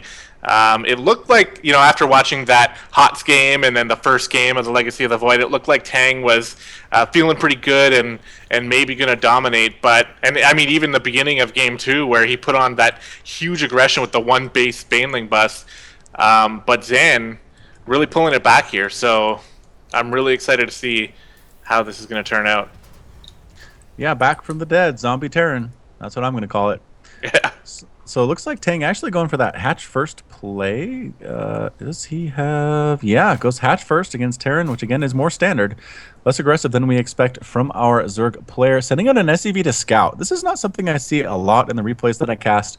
Sending out an SCV or a drone or a probe just to see what's going on in the other player's base. They just kind of... People play blind and it drives me crazy because... Whenever I do that, I feel like I died to some crazy all-in or crazy cheese I did not see coming. So maybe I just need to actually get my my mechanics better, my basics down, and I can handle that. But as it stands, I like to scout. I like seeing this SCV coming out from Zahn. Just make sure, okay, there's actually a hatchery coming down for Tang. This is no crazy one-base Zergling, Baneling all-in like I saw in game number 2. I can play this a little bit more greedy and not lose 95% of my workers. Yeah, exactly. And I mean, against Tang, you have to SCV scout, I think, just for that very reason. Now he knows he can go down and build his command center on the low ground. Doesn't have to be too worried about what could come at him. He did spot the gas, I believe, so he knows that aggression is still a possibility and needs to be careful for that. So we'll probably be seeing well, there it is, the bunker already in production anyway. So, yeah, everything playing out pretty standard here for once. Yeah, definitely. Could be a HOTS game, just a little bit faster. 2 queens coming out for Tang. Always need to have those queens. So great. I did actually want to tell a quick story. So I was playing 2v2 placement matches in Heart of the Swarm with a friend of mine last night. And we played against a Zerg Protoss combination where the Zerg player didn't even make a single queen the entire game. And I was like, wait, did you just pick up StarCraft 2? Like, did you just pull this off the shelf at your local Walmart and you're playing it for the first time tonight? Because how on earth... Are you this far into StarCraft, you don't know you need a queen as a Zerg player? It was kind of insane. I've never seen that before. Yeah, I mean, it could have been the case. I mean, especially with Legacy getting, a little bit more popularity. Maybe people are buying it and trying it out for the first time. Although you were talking about HOTS, but I don't know. I mean, I don't think you guys won that game, I would assume, right? We did. Okay, good.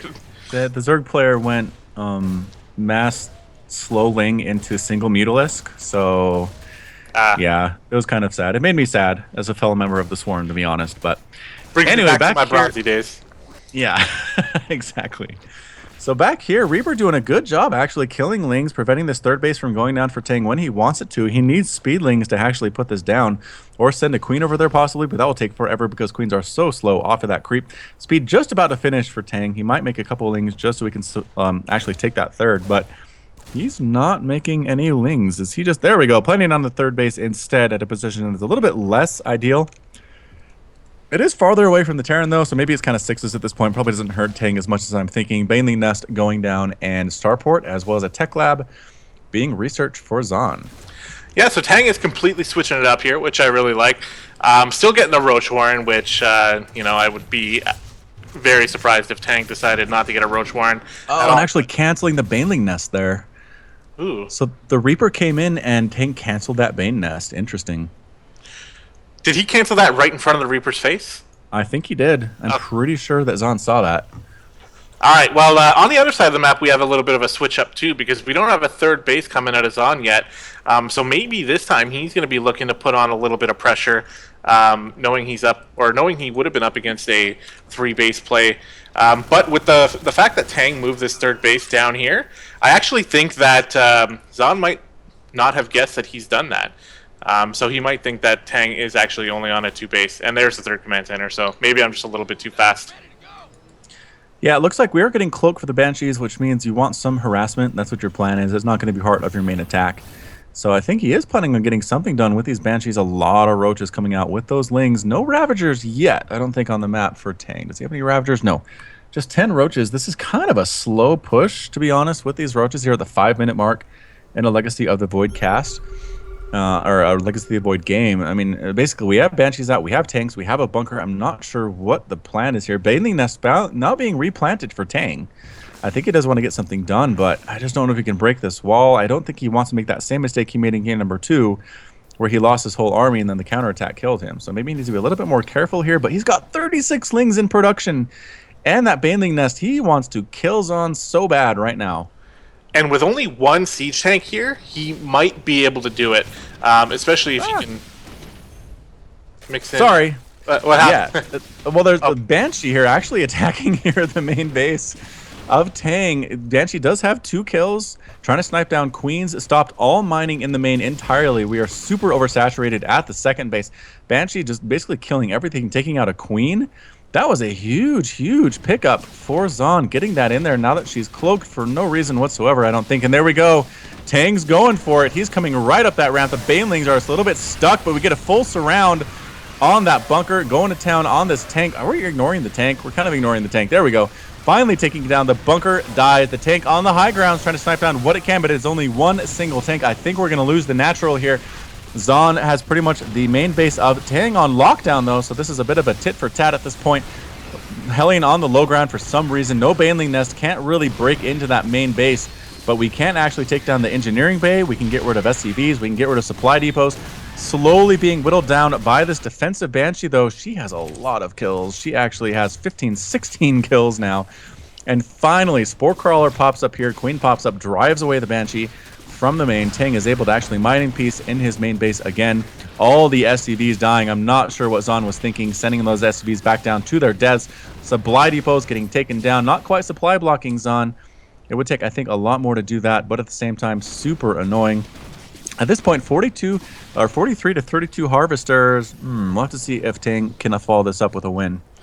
Yeah, I mean, he's been in better positions than this and lost, right? So I don't think we can be celebrating for him just yet. He needs to get these 3 bases fully saturated. He did have a lot of trouble getting this main base mining up nice and fully here, so he's going to try to get that done. The Banshee was really good from Zan here. He didn't even lose it either. It's still just up here. It could come back later and do a little bit more harass. But once again, it's the story of this third command center that's really going to be pushing Zon further in this game and allowing him to come back from taking some damage. Yeah, definitely. And actually, it looks like Tang has only lost 4 drones this whole game, so he held off that Banshee attack a little bit better than I expected. The defensive Banshee killed everything, but that Banshee who was up in the main base actually didn't get too many worker kills, which is a testament to how quickly Tang managed to respond. But here we come, moving on into the third base and the second base, kind of trying to decide where they want to go with this. Cloaking up, but there is a Spore Crawl. There are 2 Spore Crawlers here. That is very nice. Trying to pick up transferring roaches and managing to pick off 1. That's pretty good. And another one as well. This rally point needs to be changed, I think, for these roaches, unfortunately for Tang. We're just kind of setting up siege, killing Zerglings, killing roaches, forcing them to retreat. The Queen, 1 Queen can't take down 2 Banshees. But the Spore Crawlers are nice as well. That second Spore popping up just to deal with a number of Banshees on the field. Good, just really excellent Banshee micro. Again, just trying to snipe down as many units as Zan can. Getting Lings, it doesn't really matter at this point. As long as they're killing something, they're paying for themselves. And just swinging back on out of there. Yeah, pretty nice harass here from these 2 Banshees. They didn't do anything like too groundbreaking, just picking off a couple roaches and some Lings and doing some damage to the Queens. But just keeping Tang busy and you know, forcing him to react. Where behind all this, the macro is kicking in here for Zan. As usual, he's got the Fusion Core coming down here, so I guess we're going to be seeing some BCs. I saw him try to build that. I think it was in Game 1, but the game finished too early for that to really come into play. But Factories pumping out more and more tanks here, and with some BCs in the future, I mean, we need to see some Hydras here from Tang. Yeah, or Corruptors possibly, I don't know. But meanwhile, there's a big Hellion push here at the third base, and the Roaches say, we're not going to try to save our base. We're going to try to kill our Terran opponent. There are Widow Mines here. There are a whole bunch of siege tanks, and yeah, the Roaches say, this is too much for us. It is time to escape, time to back out, maybe try to save all of our drones from dying to these Hellions. Blue Flame is on the way, but not quite. That was a huge clump. Oh, I don't think Zan was looking. He missed that. The Hellions running right past this Queen. They don't care if they're getting poked by those Queen's claws. They're going to try to take out as many workers as they can, doing a great job of it. Actually, the number of drones that have died is now 16, running on up. I think they know they're going to die here in the main base, but they're willing to die for their Terran Overlord, or boss, I suppose. And just again, roasting up drones left and right. Might actually try to live at this point, not really stop any takeout workers. Trying to get around the far left side. Are any of them going to live? No, I think the Roaches are there. And, the Roaches did not turn around, allowing 2 of the Hellions to escape. Wow. And there we go. Yeah, this is not looking good for Tang here. No Hydras on the map to deal with these Banshees. No Mutas or Corruptors in the air. Really just lacking tech. I mean, he got the Infestation Pit now, and you notice he's only just now finishing up Roach Speed. I think he forgot it, because he had Lair for quite a while, and when he went up with that attack, he didn't have Roach Speed, and then started it as soon as he started retreating. But the Lair goes down from these Banshees, and, I mean, this is a majorly uphill battle here for Tang. Yeah, these Banshees have been just amazing. Zahn, if nothing else, is amazing at Banshee play. So taking down that Lair was a massive pickup for him. Roaches up here. Oh no, drones long distance mining getting picked off by these Banshees as well. These need to be controlled a little bit better from Tang. Spore Crawlers trying to get burrow, but there's only 2 of them. I don't think they can cover all the ground they need to make everything safe against these Banshees. And what are we doing? Yeah, Thor's coming out. SCV's being made at 63 to 46 Harvesters. The Banshees taking down the spawning pool. More and more workers getting killed. There we go. Tang finally pulling. Spore Crawler might be able to... Oh, actually, Zahn not paying attention to exactly where the Spore Crawlers were burrowing and get caught in the crossfire, and both of them finally get taken down, and Tang breathes a sigh of relief. And on the other side of the map here, it looks like we're seeing a Cyclone transition, because we got Cyclone upgrades coming here for the Terran player. But, I mean, he is so far ahead, he can decide to do whatever he wants at this point. If he wanted to do, like, a bio switch, he would have enough time, I think, because Tang is just... He's so far behind here. Spawning pool is not even done yet. The Spire is here, and he's actually going for Swarm Host, so this is going to be pretty interesting as Blue Flame Hellions are just roasting up the third base. So, spoiler alert, Swarm Hosts are terrible. They are really, really bad in Legacy of the Void. The Locusts don't do any damage. They're in the air for so long before they can actually attack, and they just have no hit points. They're just embarrassing. So if Tang manages to win this game on the back of Swarm Hosts, I'm going to send him $10 in the mail and a congratulatory certificate, because I will be super impressed. But let's see if he can make it work. Well, they decided to move across the map and then decided to change their mind and come all the way back. Trying to take a 4th base. I mean, this is what you would want to do as a Zerg player who's behind, is just try to get some extra bases up and get your income back so you can have solid footing. But Terran player is maxed out now. He's unsieging his tanks. He's moving out with like 1 million Hellbats, like 3 Thors, even a couple of Liberators. Yeah. Oh god. Those Swarm Hosts. Run. The lock-on ability from the Cyclones being used on those Swarm Hosts. 2 of them immediately die. Yeah, see, the Locusts pop out, and they just died. I don't think they did any damage whatsoever. They are so bad. Liberator is trying to snipe down this Overseer. That's going to help them, I guess. Not really any reason for an Overseer to really be any threat to this army, but here we go. Defender mode being popped up. Exactly what you want to do on that ramp from the 2nd base, and then you just kill the 3rd base. Tang, it's just the part of the game where you start to get scared. No, Tang calls the good game. Well played. And down 0-1, Zan has taken a 2-1 lead in this best-of-5 series. Yeah, and he's making Mech look really strong. I mean, in the games that you've casted, what would a Zerg player do here? Because I guess Vipers, Roach Hydra Viper is kind of the answer right now, but is it the same thing in Legacy of the Void, or what would we like to see Tang do to adjust? Yeah, it really is. I mean, I've seen Corruptor just hit squads there to deal with Liberators. So you kind of have those to deal with the Liberators, get rid of that defender ability. And then from there, yeah, just throw down Blinding Clouds on top of everything. I've seen brood lords attempted to be used. Those are pretty good, assuming there aren't too many Vikings for the Terran player. But it is really tough to deal with in Legacy of the Void as it is in Heart of the Swarm. Yeah, I mean, it looks like a very very strong composition. I've heard stories about mech being so good now in Legacy, and I mean we're seeing it firsthand. So maybe that's why we are seeing Tang go with such aggressive plays here to try to just kill the Terran before he can get to that point. And I mean, it worked in game one. So my guess here for game number 3 on Terraform, which is a little bit more of a familiar map, we might see another sort of 2-base Roach Ravager push, but we'll have to see. Yeah, I think you're right about that. I think Tang may be aware of the fact that late game Terran with that mech is super scary and basically trying to kill him before anything bad can happen. But I think it needs better compositions or better timings or something because it's not really working out for him in the last couple games. Yeah, he needs to get his attacks to hit a little bit earlier before the tanks come out, basically. Or at least have some extra Ravagers. But we'll see. I mean, Tang is Tang, right? He might have even another style of play cooked up here for this show match. So let's go ahead and introduce him.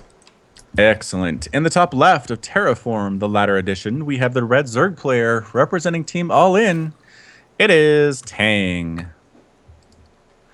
And in the bottom right of Terraform, spawning as the orange Terran player representing BIGBOY, he is Zan, currently up 2-1, and this could be match point here. Yeah, it absolutely could. Tang is one game away from being eliminated after being up 1-0. Man, a lot of bragging rights on the line here for our friend Tang. And here we go. So this is kind of a weird map, Terraform. There are some gold bases in the middle here. And I think there's a glitch where if you try to actually mine from those, sometimes the workers will come from the backside and the front side of the mineral patches. And it's just kind of annoying. They long distance mine. And it's something that you just have to keep in mind if you're going to take these gold bases that I think Blizzard might need to fix. I'm not sure if they're planning on doing so, however. They're just like, deal with it. Yeah. It reminds me of, just a little bit off topic, on Dash and Terminal on that map. Whenever I play on it, that second drone I make always bounces from one mineral patch and then goes around the other side and then swings along the entire length of the mineral line and then finally finds the mineral patch. And every time I see it, it just makes me so salty. It's like some weird AI glitch for sure. Yeah. But, yeah, Blizzard is done in making drones smarter when they harvest. That's seems to be a problem. Mm-hmm. Yeah, but anyway, let's see. We got double gas here coming out of Zan. What does this mean? Possibly Banshee. Could be a rush to Liberator, to be honest. I've seen this with the double gas early from the Terran player. Liberators are just fantastic at everything. They're, like I said, really good at harassing mineral lines. You kind of set it up in an area in the air where it can't be reached by queens, and then just drop it on a mineral line on that second base or the main, and there's really nothing the Zerg player can do about it until they get Mutalisc's Corruptors, which is a long time, and it can cause some rage quits. So we'll see if that's the plan. There is a Reaper coming out, again, for the harassment, a couple Lings in response. Again, that SCV seeing exactly what was going on for Tang, saw the timing, saw there really wasn't anything to worry about here in the early game. Just going to make a couple Queens and a couple Lings to deal with this early Reaper that he has to know is coming. Zan has not had a game where he hasn't done this. And in the meantime, the Overlord is going to scout into the main and see what he can see. Yeah, and this scout is going to be really important for Tang. I wonder if he's going to be able to pop all the way through here into the mineral line to spot the double gas, because that's going to tell him that he's going to be playing a different game this time than he has all series. And funnily enough, on the other side of things, Tang delayed his gas for quite a while, so Zergling speed is still quite a ways away, and anything else he can make to defend against any sort of early pressure that we're probably going to be seeing from Zan. Yeah, that quick Starport is on the way here at the sub 3 minute mark. Just a massive tell here. I really think Zan's going to go for that push. He's got a tank, however, which means maybe he's not going to save up all of his gas for those Liberators. But at the same time, he has almost 300 in the bank. We'll have to see what happens. Okay, so Medevac, actually. So he's going to go for the Medevac Siege Tank Harass that we saw in game number 2. That is really difficult. I don't think Tang ever fully dealt with that, to be honest. And so here we go. Oh, the Reaper being a little bit gutsy. The Zerglings as well, not really doing a lot to keep themselves alive, end up dead. The Reaper has 2 kills. He is a recruit and using those combat drugs to get back up to full strength. And he'll go back on in for some more scouting and some more harassment. And he may notice that that spawning pool is not wiggling, so that means that Tang completely bypassed speed here for his lings, and he's just moving right into a lair. I wonder if we're going to see a Spire this time. I really think a Spire is what Tang needs to add into his play to just make things a little bit easier on himself. Yeah, that could be definitely very nice. Mutalisks are a good answer to this kind of drop play that it looks like Zan is trying to do. And there must be some locations on this map where it's really easy to get this off. Let's take a look. Oh, yeah, there we go.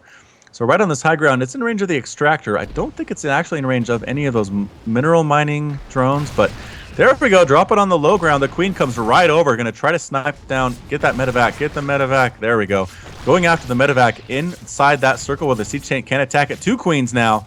It is enough to force the siege tank with the medevac to back out, but up on the high ground, getting some more shots off. A second medevac with tank heading on over. The queens taking shots, taking fire from those siege tanks in production are a bunch of roaches. I just don't know if that's the answer. And basically at the same place, though. So going to drop here at the second base, at the natural. Doesn't really have it on lockdown, but going to try to make things happen regardless. Yeah, I think he wants to pick off a couple queens with that second tank, and he might actually get to do it. One thing to note here, Lair is finished, and there's been nothing out of Tang. No roach speed even. I'm really nervous he forgot it again. Because, I mean, why get the Lair if you're just going to attack with, like, 5 slow roaches anyway? But roaches, yeah. These tanks are actually starting to do a lot of damage here. First extractor is going to go down. A few drones have gone down as well. Actually, 7 drones in total. And there's no roach speed. So Tang is trying to put on some pressure here. And actually, there's not a lot of stuff at home for Zan, so he might be able to get some damage done, but he needs to go like right now before more tanks and Widow Mines can be produced. Yep, and I think Tang heard you. He's heading right on up into the natural. He doesn't care there's a bunker here. It's empty anyway, but it's going to get sniped down immediately. Going to try to get up that ramp, and the workers get abandoned outside. No, the lurkers run away. Going to try to take down that tech lab, get right on inside the base. Sniping down the Widow Mine is a good pickup. Good choice there by Tang, and there we go. We are inside. There's a siege tank that's come all the way home, though. We're going to try to take all of these units out with a single siege tank. And are we going to get it? Ugh, almost managed to kill that. There are a bunch of roaches in the mineral line killing workers as well, using that corrosive bile ability as well as the basic attack. The Ravagers doing a lot of work here. Hellions popping out, not really the answer. We just need more tanks. A Liberator on the way, though. A Liberator would be very, very nice. Can we actually take out the starport before the Liberator finishes? No.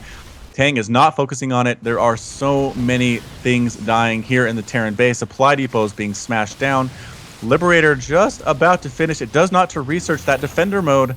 So if we can get that up, it might actually be able to take out a few of these roaches. Lifting off all the buildings is Zan. And he's just going to relocate his base somewhere else at this point. He's pretty much conceded it. The Liberator is here not doing much at all. Back in the Zerg base, though, the tank is still doing quite a bit of work. Medevac's there as well. And where are those drones going? Are those drones transferring out to the gold base? So, okay, Tank says, fine. Lock down my natural. I'll just go ahead and mine from the gold. It's probably better for me anyway. In the long run, are we going to manage to actually kill this factory? And yes, takes care of the factory. It explodes. The new base of operations is here for Zan. And both players being forced to relocate. And we'll see where they go from here. Yeah, I mean, this was just a lot of stuff happening during the last couple minutes. There is a Liberator here that could probably defender mode it up and zone out the roaches, but there's a lot of roaches here without speed still, mind you, and they're going to just walk up the ramp here, take a little bit of damage, get into the mineral line, take out the tank. Meanwhile, the drones are mining at the gold base over here, so things are not looking good for Zan. I mean, he's come back from worse, but I don't know if he can do that every single time. There's a lot of roaches. There are a lot of roaches, but man, the ability of the medevac to pick that guy up and drop him in siege mode is keeping these tanks alive a lot longer than they probably should be. There we go, defender mode being again. No, Tang's not paying attention. Get out of there, Tang. That is the circle of death. Oh, God. Nope. Just pretty much two-shotting those roaches, two-shotting those Ravagers. Is he just back home? There we go. Finally kind of getting out of the circle, but not really doing a good job of it. There we go. Keeping some roaches inside, getting rid of most of them. That Liberator, how many kills does that guy have now? 13 kills. Already on that Liberator, throwing up another defender mode. The tank trying to snipe down these roaches. Good pickup, good response time by Zan. Once again, gonna head on back, take a shot, pick up, move back, take a shot. This kiting is very expert right now. And now we have Hydras, yeah. There's one Hydra. That Hydra needs to be a hero and pick off that medevac, but unable to do so. Oh my God, it's so close. Get it! Get it! No! No, the Hydra dies. Oh my corpse God. gets thrown off the edge there. Finally does manage to take down the tank, though, so that's nice. But this Liberator... Oh, Hydras are here. Going to try to take it down before it transfers back into the mode where it can run away. Oh, managing to escape, though, with 36 hit points. Going to try to set up a defender mode outside of range of those Hydras. This is a crazy... There's a single SCV left for Zan. One. Yeah. One SCV. This is going to be a little bit too rough, I think, for Zan to come back from, especially with 4 bases now for Tang. He's not really in as bad of a position as I thought he would have been. Those tanks over here, you know, harassing the natural, were doing a lot of work. Even while Zan was taking all that damage from the roaches, so it looked a little bit more even. But in this case, I mean, there's Hydras on the field. Finally, roach speed is finished. I mean, I don't know why it took Tang so long to make that. Because chasing that medevac and that tank around, it would have been so much easier with faster roaches. But actually, there's a base down here. This roach is getting a nice scout off, though. Going to be finding another base and be able to put some pressure on that soon enough. Yeah, the question is if Tangs actually cares, if he's going to try to kill it or if he's just going to kind of macro up. Nope, he cares about it. He's setting an army down from his natural. Going to get here with a whole bunch of Hydralisks. A really good choice. It's nothing that comes out of the factory can really deal with that. Here we go. Defender mode being used in offender mode, going at this mineral line. Really no mining can happen there. What was... Oh, Tank. Does Tank have upgrades? The tank doesn't have any upgrades, but there we go. Oh. Sniping down the medevac, holding it, and that's it. Zan calls the GG. Awesome. Tank victorious and ties up the series 2-2. So we're going the full 5 games here. That's really exciting. I see what you mean about that Liberator. It did actually get a few shots off at that gold base, and it was one-shotting drones. So I didn't realize that it could one-shot drones like that. That's pretty ridiculous. But lucky for Tang, he was able to win, even though, like, I have to say that must have been a mistake for getting speed for so long. I think he would have won the game like 4 or 5 minutes earlier if he got that. Yeah, and I think you're right. I think he just forgot, to be honest. He was under a lot of harassment at the time. Banshees were killing all his stuff, and he just forgot to get it. So, fair enough. Yeah, so hopefully he doesn't forget this time. Oh, we're going to be playing on Moonlight Madness. This is going to be madness. Moonlight Madness. It's a good name for a map. I like it. I think it's a really good name, but I hate this map. I vetoed it day one. Yeah, there's a lot of maps that I am not huge fans of currently in the ladder pool for the beta, but again, it's just a beta. Nothing too permanent, I don't think. So, are we ready to go?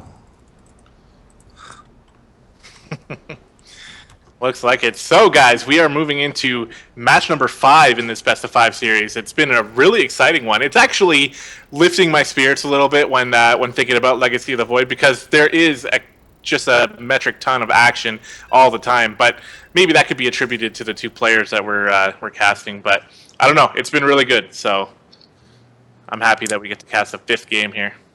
Absolutely. Game 5s are always very, very fun. All right, so as we load it up in Moonlight Madness, let's make sure we have all the correct things ready to go. And we do.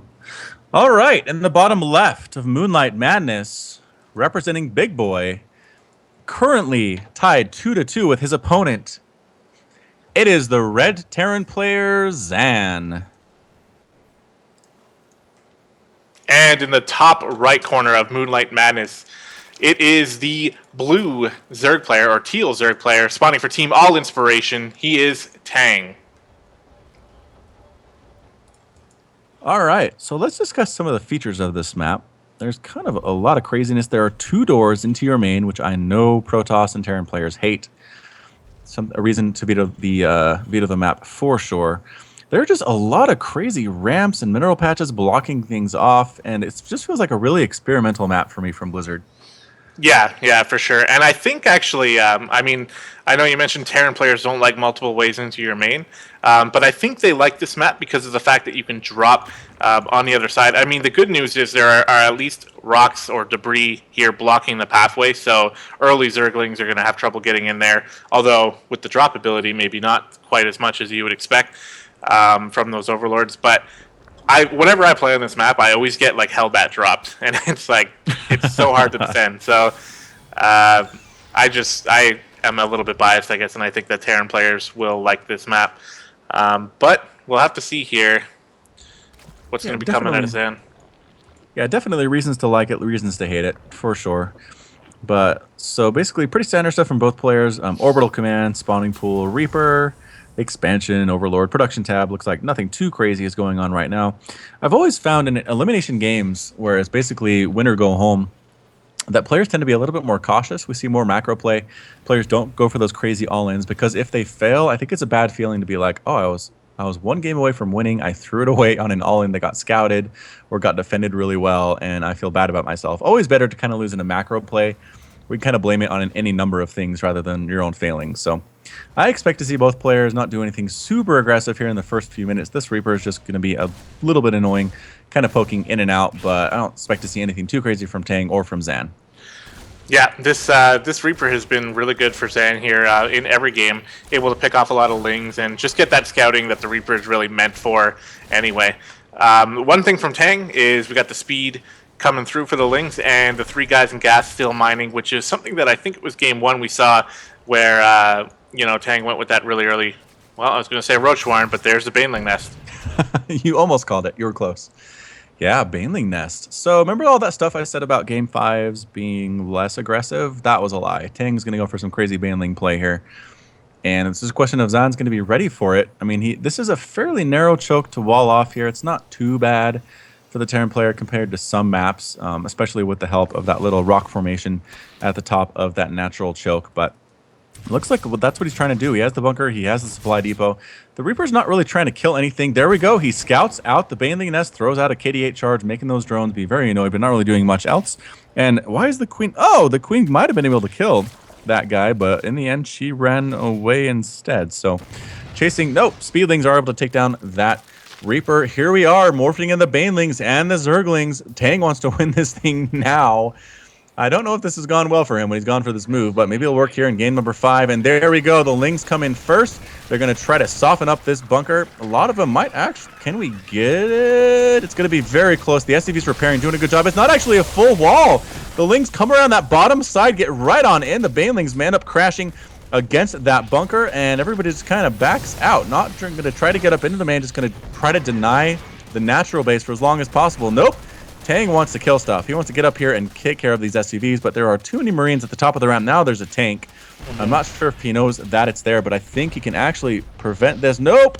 There's a Tang. There's a Tang. Oh, no. That's the key moment right there where Tang decided not to go up into the main. He needed to get up in there before the siege tank was finished, but now just one siege tank alone with the nice wall-off position that the buildings are in here. I mean, now Tang can't get in there. So he's got to go back and he's got to try to macro out of this. Now, was there enough damage done? 7 workers killed. Right now we're looking at 33 drones to 25 workers. So overall, I mean, there was some damage done and Tang's not in a terrible position, but I mean, like we've said a couple times already, Zan has come back from far worse than this. So once those factories start getting up here, it's going to be really hard. And there we see the medevac moving out with a siege tank once again. Oh, no. Zan's going to show us the cute spots on the map to drop tanks here. Oh, actually, up here above the main, there's a little platform where you can drop tanks and they can be incredibly annoying. I saw a video with Flash doing that for a while. So I wonder if he's going to do that.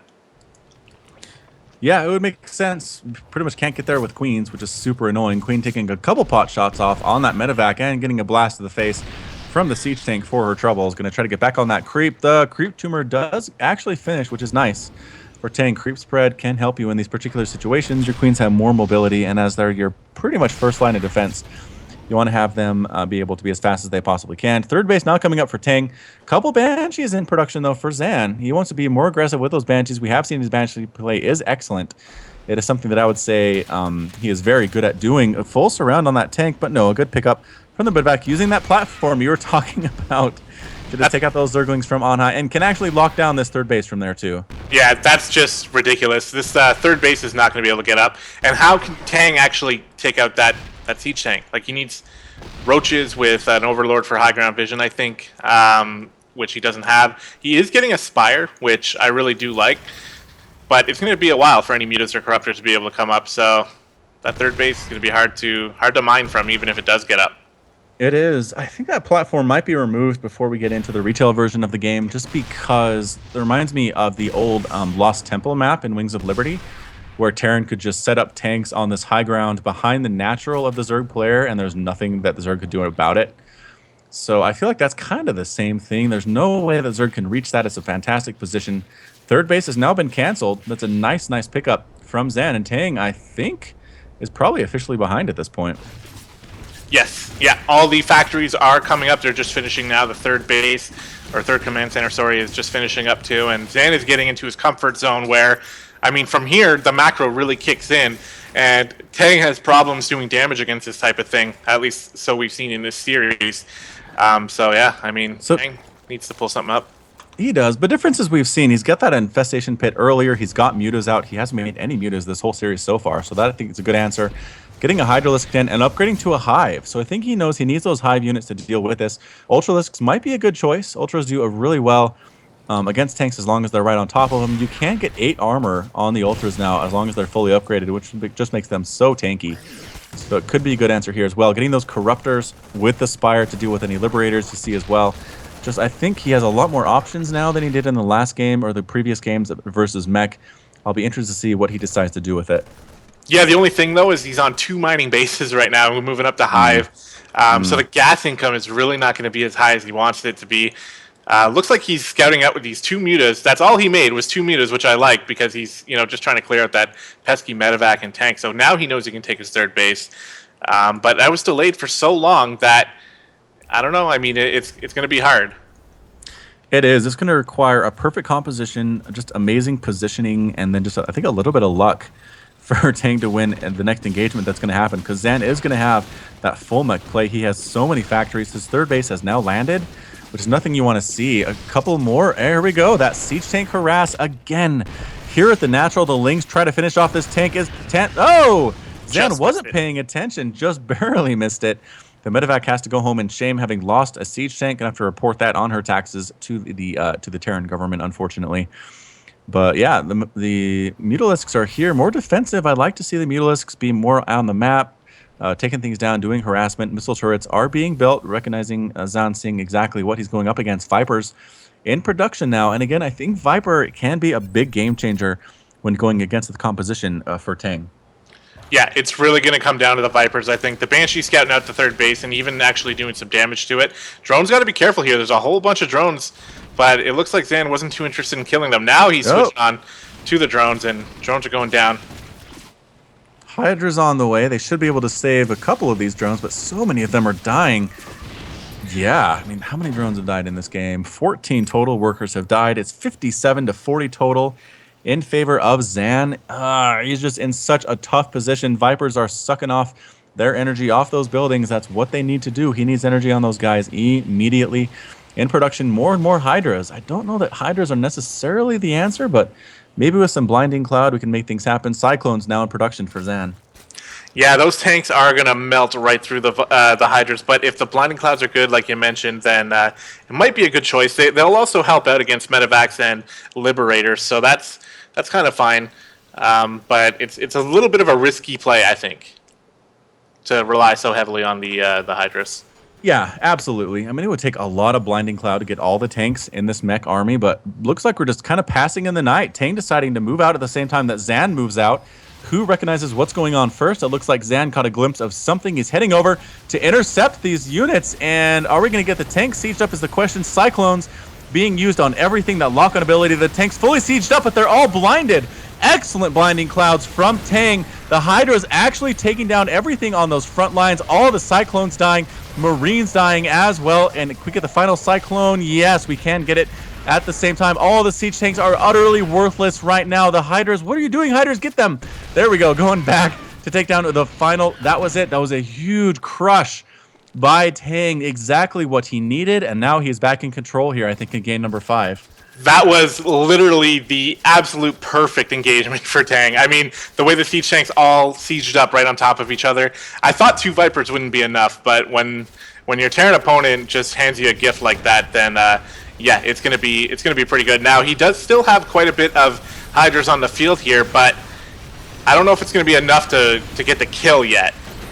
No, definitely not. Defender mode going up, more and more reinforcements coming in. Cyclones, again, just do so much damage with that lock-on ability. Hellbats do especially good against Hydras as well if they can get up close to them, and they do. So that's it. That initial push by Tang is Uh-oh. over. Oh, Widowmine shots to take down 2 Hydralisks. So And they not almost too killed the bad. Viper. They did. The splash damage did hit the Viper, but the Viper should be okay. 4th base coming up for Tang. So 62 to 53 Harvesters. Terran player is up. But I just feel like at this point that Tang has map control. Zahn's a little bit on his back foot. He doesn't want to push out again for another few minutes. And the Greater Spire is on the way for Tang.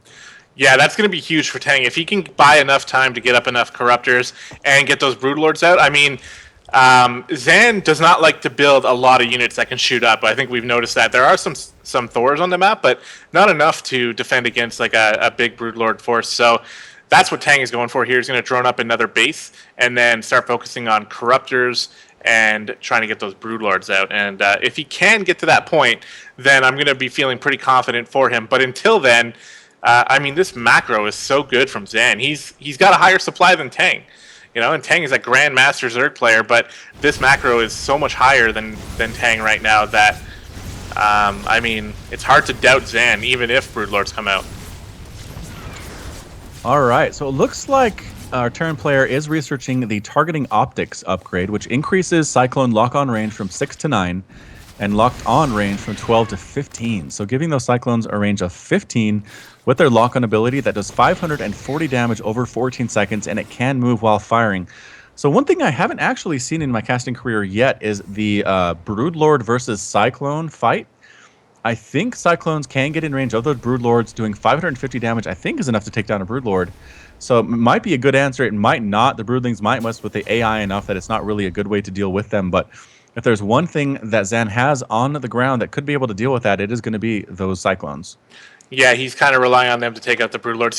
This Hellion run-by is going like undefended here. So many drones going to be going down, and these are the drones that Tang just spent the last minute building. Finally going to get some Hydras over here. It's not game-ending, but it's definitely not helpful. And we're already seeing Tang rebuild those. Yeah, I mean, he needed a little bit of defense there. It's pretty much his most forward base. It's going to be under attack by something at some point. At least having a queen and maybe a couple spines. But yeah, nothing there at all. A bunch of drones went down. He is reproducing those, like you said. His macro is in full swing right now. He has 145 supply. So doing okay. More Liberators in production, though. So it looks like a bit more from Zan. Getting that Liberator production. I think they do 14 damage in their air-to-air. And they shoot pretty slowly. I think it would take a while for them to kill a Broodlord. It's nothing like a Viking, so I don't know if that's necessarily the answer. So, but here we go. The mech composition kind of shaping up to be what it's going to be, and Broodlord production has begun for Tang. Yeah, we already have a number of Broodlords on the field. He's got 5 right now. He's going for 1 more, so he's going to have 6 with some Corruptor support as well. And the longer this goes on, the more confident I feel for Tang at this point. I mean, Zan is maxed out. He is moving out now, which is what he wants to do. And he's finally going to realize that he's up against some Broodlords here. That Hydra is actually a pretty key scout, realizing that Tang is about to be under siege. So here we go. This is going to be the deciding battle, I think. So Corruptor's going after those Liberators, taking one of them down. And is it going to be the other one as well? Yes, second one does die. Lock-on ability being used on everything, though. Taking down these Corruptors, taking down Hydralisks as well. The Infestors try to come in and see what they can do, but there's really not much for them to do. These Cyclones are just tearing through everything. Tanks on the low ground, amazing positioning, but here we go. The Broodlords are raining down their Broodlings, doing a great job of it. I think one of them did die to those Cyclones, but they're chasing away the Thors. They're chasing away the tanks. They're getting rid of Widowmines. Here we come. Lock-on ability being used on one of those Vipers and actually managing to get out of range. Staying alive, no kills. Broodlings chasing those Cyclones home. So yeah, maybe Broodlords are the answer. In response, then immediately double pumping Vikings. That's what Terran players have been doing since Wings of Liberty. They know what they need to do to deal with those Broodlords. More in production, though, from Tang. We'll have to see if he can keep those alive. Yeah, immediately during that battle, Zan dropped down 3 starports and is quickly switching into Vikings, which I think he's going to have enough time to get out enough Vikings here because Tang is not really pressing the issue. He took a lot of damage. His Broodlords were really far out of position and weren't able to really get the best defense. Like, yeah, he pushed that back, but he lost like all his Hydras in the meantime. So is Tang going for like a pure air composition here? It looks like he's going Corruptor Broodlord, not making any Roaches, no Ravagers, no Hydras, no Ultras, no nothing. He is going pure air. Okay, I lied. 44 Lings in production. So Lings are pretty good against the Cyclones because using that lock-on ability against Lings is a total waste. And Lings do a lot of damage, a lot of DPS if they're fully upgraded. So I think maybe getting a full surround with the Lings on top of the Cyclones and then letting the Corruptors and the Broodlords do the rest of the work might be a good answer here from Tang. Yeah, it could be, but I mean, there's still a lot of Hellbats in this composition too. Mm. And take a look at all the bases that Zan is taking. I mean, he's got so many bases right now. I think he has more than Tang does. 1, 2, 3, 4. Well, Tang just got a sixth. 1, 2, 3, 4, 5. Sorry, a fifth. And 1, 2, 3, 4, 5, 6 here coming out of Zan. So Yeah, he's macroing like a beast. yeah, so I mean, now I'm starting to feel like Zan really has this game like swinging the favor towards him at least. These Broodlords are going to be in a lot of trouble. Those Vikings are a lot faster than they are. Uh-oh. Lots of Broodlords going down here. Zerglings, Yeah, they're just going to melt to the Blue Flame Hellbats. This is disastrous for Tang. this really is. The Viking count is slowly going down. Blinding Cloud being used as best it possibly can. Only a couple Broodlords left. The Cyclone count is getting whittled down as well. Thor's actually in on the action. The last Broodlord is now gone, and the Cyclone's using that lock-on ability, shooting while firing, sniping down Corruptors, sniping down Vikings left and right. This base is going to go down for Tang. I don't know if this is a killing blow for Zan, but he's in a great position to kind of march in there and do a lot of damage. I mean, all Tang can really make is Zerglings and Corruptors here. So this force, I mean, there's no Roaches. I don't know. What do you make here? Roaches and you need more Broodlords, I think. There's the Manor Mules. Going to be mining from Tang's base even. And that base goes down incredibly fast. Broodlords have to cancel. And I think this game is quickly... Tang throwing down the wasted mules. No, using the mules to repair, says Zan. That's a lie. Making an ultraless cavern.